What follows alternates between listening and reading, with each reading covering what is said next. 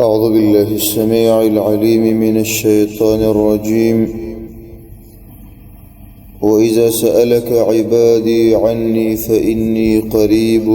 أجيب دعوة الداع إذا دعاني. د رمضان المبارک خصوصیت او یا د روجي فواید منګو ته شروع کړو د الله رب العالمین په توفیق سره چې په دې روزه کې الله رب العالمین مؤمن ته ډېر ناشنا مناقب او ناشنا فضائل ورکوي او د بندګۍ نه الله رب العالمین ډېر په اوچته پیمانه باندې قبلوي، د جهنم نه اخلاصي او جنت ته داخلي. هغه سخت اوږده ورځ چې سفارشي او ګواه ته پکې ضرورت دی، هغه ورځ باندې دا روژه د دې مؤمن دپاره سفارش کوي. یو عجیبه فایده د روژې بله دا ده چې په دې کې الله رب العالمین د انسانانو دعاګانې قبلوي. رسول الله صلی الله علیه وسلم ته صحابه کرام راغله او پوښتنه ته وکړه چې د الله رسول د رب العالمین نږدې دی فنناجيه ام بعید فنناديه. الله تعالی زمون ته نږدې دی چې موږ داسې مناجات سره وکړو، پټې خبرې وکړو،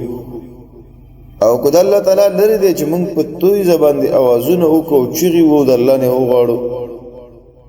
الله رب العالمین دا آیات را نازل کړي چې پیغمبره وإذا سألك عبادي عني فإني قریب. کله چې ستانه زما بندگان زما باره کې پوښتنه کوي نو ورته وایه چې زه نږدې یم، ستاسې خبرې اورم، تاسې ګورم. اجیب دعوة الداع اذا دعاني. زه دعا قبلوم د دعا کوونکي چې کله زمانه دعا غواړي.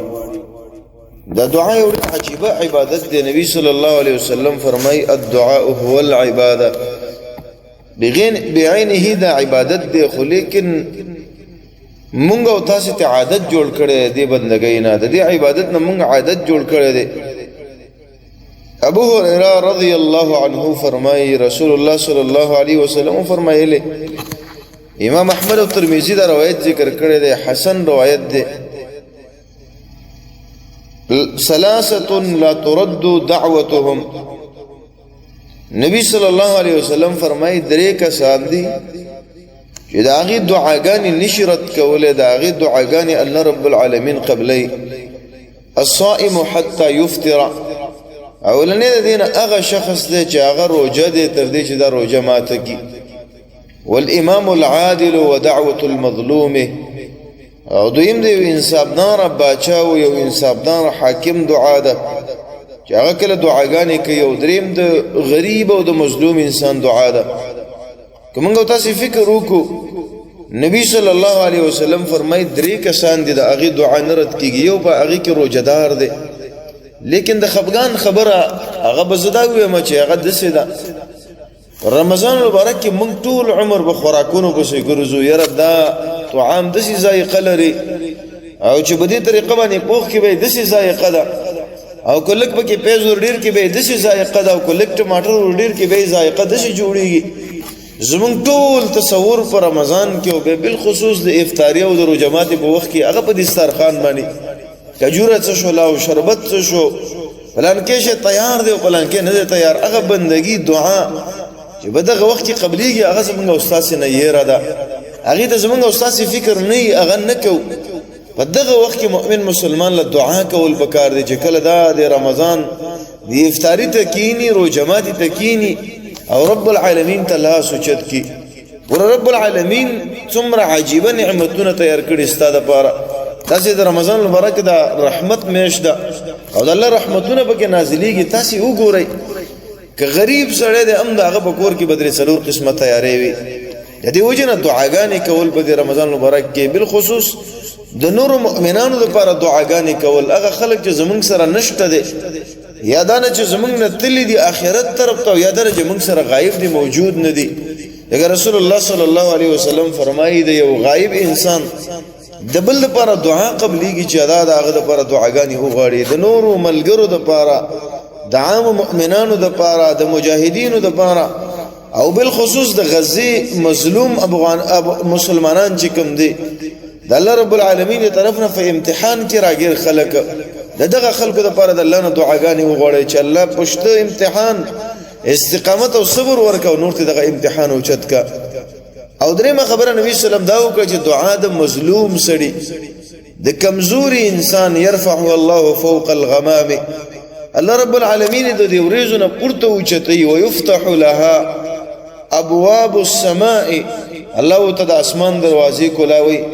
الله رب العالمین فرمای وعزتي وجلالي لانصرنك ولو بعد حين زما دې بخبل عزت او جلال باندې قسم اے مظلومه ای غریب استا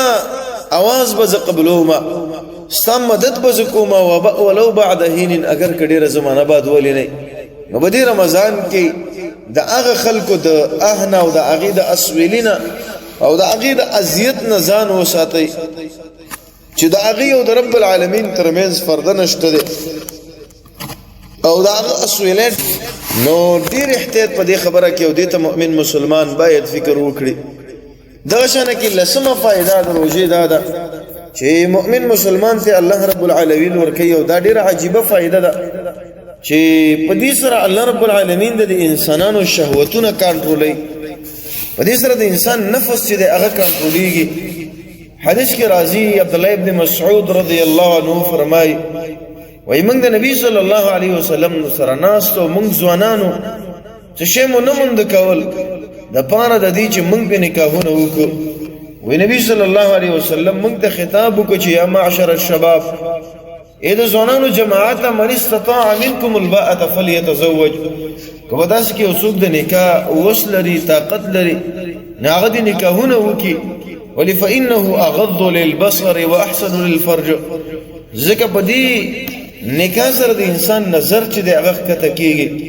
بد نظرۍ نه انسان ساتل کیږي کله چې د انسان د شهوت پوره کېدو شرعي لاره موجوده هغه به بل طرف ته نه ګوري هغه غیر شرعي لاره نه لټي او په بل چا پس سترګې نه ورړي واحسن للفرج او د انسان د عورت د ساتنې سبب دی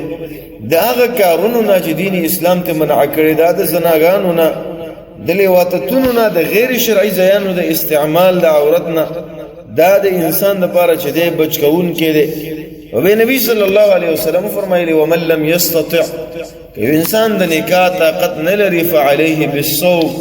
دا د رجوع نسی فانه له وجاء ځکه دا د مؤمن مسلمان لپاره د ګناهونو نه او د الله د نافرمانیو نه یو تسمه ده د دې روجي مثال د سیده د انسان د بدن لپاره یو بوجي د هغه خله اله ده خطر ده سیده چیرې کې دې شر دي نه څو غورځيږي اسباب پکې پراتري شیان پکې پراتري خوراک پکې پروت دي